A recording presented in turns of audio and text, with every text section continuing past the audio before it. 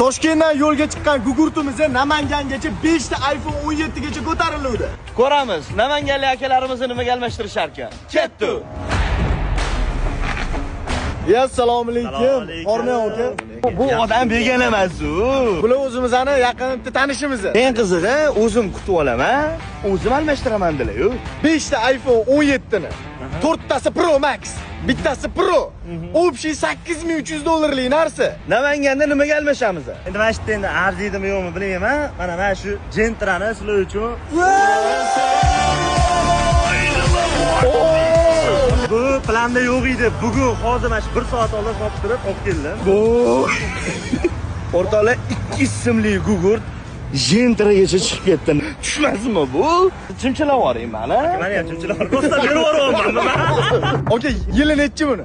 Buni yili 19, kraskalari toza, olgan odam ham bemalol xijolat qilmaysizlar. Hamma yo'g'ini tekshirtirib, bugun hozir yetolman, hali 1 soatdan bo'lmadi. Nech pul eng qiziq joyi? Nech pullik mashina? Bu 9,5 ga tushdi bizga, lekin 2 sim $9,500 ga ko'tarildi o'rtoqlar. Pashti pochka-yu. Almashayotgan telefonlaringizni bitta-bitta tekshirib olasiz. 17.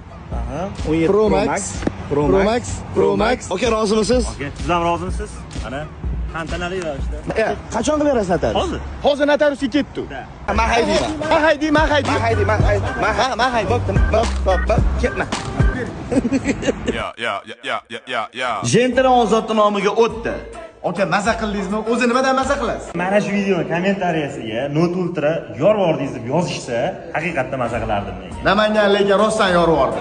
Keyingi manzil Toshkent. Toshkentgacha kimdir nimadir almashtirib qo'ymasa, final Toshkentda bo'ladi. Ko'ramiz Toshkentliklar nima almashadi. Nimaga almashar ekan? Nima menga